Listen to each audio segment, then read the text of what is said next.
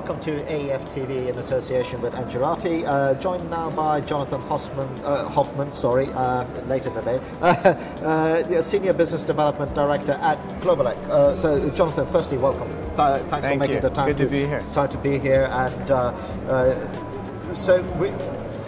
I'm going to dive right into the questions. When we were talking a little bit off air about, I've been covering this event for 4 years, and I started talking about renewables 4 years ago, and people were like, that'll never happen, that's happened. Now, suddenly, one of the words that were never really part of the conversation, the one that is now popping up every once in a while, just for me to tune into it, is gas. So that to me is new.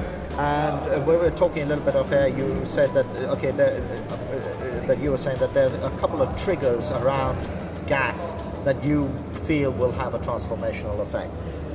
Can you just explain what your thinking is behind that statement? Yeah, sure, Adam, thank you. Our real business thesis at Globeleq, one big area is gas to power. And we've been very involved in trying to promote the LNG to power program in South Africa. And we believe that once that program's launched, LNG is imported into South Africa with a big anchor combined cycle gas turbine power plant. You'll see gas market development in that area, around that port, whether it's Saldanha, Richards Bay, or Coega. And what will happen in turn is that you'll have a gas market that will grow. And with that gas market growing, you'll have demand for gas, which will stimulate more exploration in South Africa and the region. So the shale gas play in the Karoo and maybe some offshore for South Africa will come to market eventually, which will in turn bring down the price of gas in the region and then create more of a gas market. So it kind of builds upon itself. Okay, so if we dive into that a little bit, because I mean, in terms of resources and so on, you've got Nigeria sitting on a large gas field. There's been gas, Mozambique, I think, and so on. So this gas is not that far away. Right. But so, what is it about the fact that that LNG port? What is it about that it's going to be a catalyst? Is it just that infrastructure piece? Is that what's going to make that happen? Yeah, so the big challenge with most of the gas that is known around Africa is that it costs a lot of money and takes a lot of time to bring it out, right? So like Mozambique, tremendous reserves, but it's going to be a number of years before we see it come to market, and much of it will actually get exported to the Far East. So by having South Africa as an anchor with the power projects, what we'll see is you're going to have the gas landing right there on the continent, and then you essentially have like this node at an industrial port, and then it'll kind of build out from there like spokes from a wheel. So is that play into that notion where someone was talking earlier about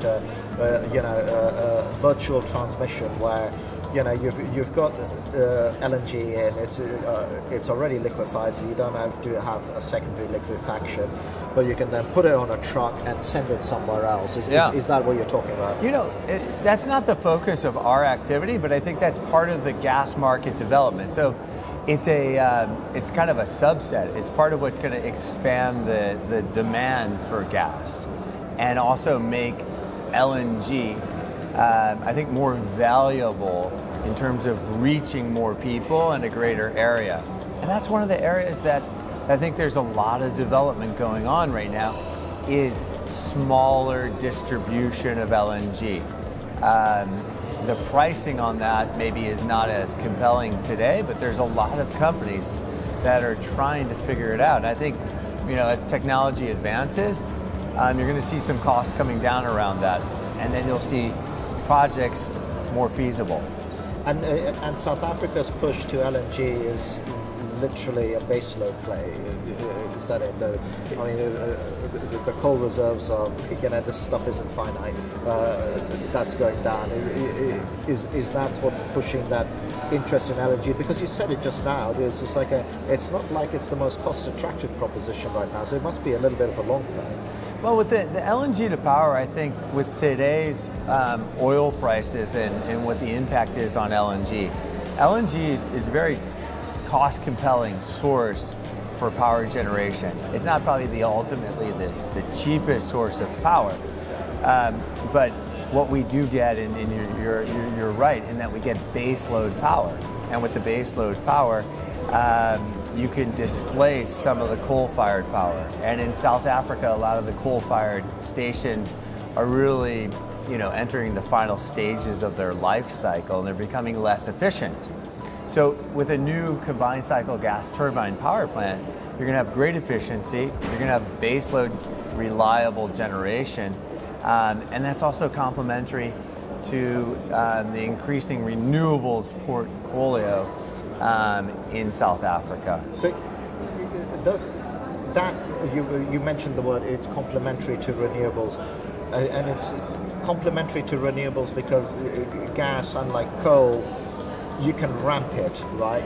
You can make it go up and down, maybe not in seconds, but you can ramp it a whole lot faster than coal. So is that one of the other things that makes it attractive? So you can play this balancing act between the, it's blowing a gale and the sun's shining and okay, we don't need it, let's calm this down a little bit, because coal-fired power stations don't react that well to being turned down and turned up. Yeah, it's interesting. You do get more flexibility out of a gas-fired power plant than you do out of coal. Currently, Eskom in South Africa does use the coal to kind of adjust, to balance the demand. It's just not as efficient as it would be from a gas-fired power project. Now, interestingly enough, one of the challenges is, in my view, is that on gas-fired power, you have to do base load at the outset to make the tariff compelling. Now, when you commit to base load, you're then not going to use it as flexibly as you might otherwise to balance with the renewables. So what I've been advocating for is base load initially, LNG to power starts flowing onto the grid, and then subsequent rounds for LNG to power. You can play with the dispatch. Because you've already done your long-term gas purchase for which requires that base load, so your second one can be the flexi one and so on. It's that sort of modular approach. Yeah, Adam, it's the procurement of LNG, but even more so, it's the related infrastructure. So you'll have to develop kind of midstream infrastructure. The pipelines and all the regasification, right? Terminals. So let's say at Soldana or Richards Bay, that might be a few $100 million investment. And if you have 1,000 megawatts going through it, that's one thing. If you have 2,000 megawatts going through the same exact infrastructure, you basically have to apply half of the cost to each of those projects. So you kind of bring down the tariff, and it becomes a more efficient system as a result.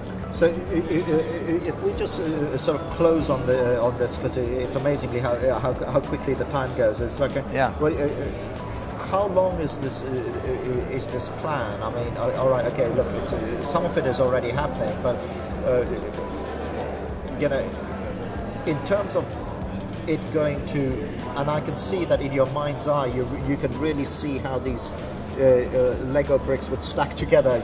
But how long are we talking about? 5 years, 10 years? What sort of time scale? I think we should. Well, it all depends when the program actually launches. If we can get an RFQ out to market from the South African IPP office by the end of this year. Is that likely to happen? I mean, they need the power, right? They've committed to no. Yeah. They've committed to no load shedding, but everybody's a bit skeptical of that. I've got mates in South Africa. And it's like it's still happening. Yeah. And there's a ministerial determination supporting close to 4 gigawatts of gas-fired power now. So I hope that it's better than 50-50, that we see that RFQ by the end of the year. What that leads to is probably power generation from LNG to power in South Africa, hopefully by the end of 2020. Okay. So not that far away, actually. No, not. I mean, in terms of power project development and construction. Yeah. So okay. So before we leave, let's just acknowledge that we're here at AEF, and it's a flagship event in this sector and so on, and you guys have been here a long time. Can you because I've been stuck here, right? So can you give me a couple of nuggets of what you've seen or heard that you found particularly interesting? Yeah, no, that's a good question. Look, Globeleq's been participating at AAF for a number of years, sponsoring it every year. We send a large delegation here to meet and interact with other industry leaders and stakeholders who come from all over Africa to participate in the forum.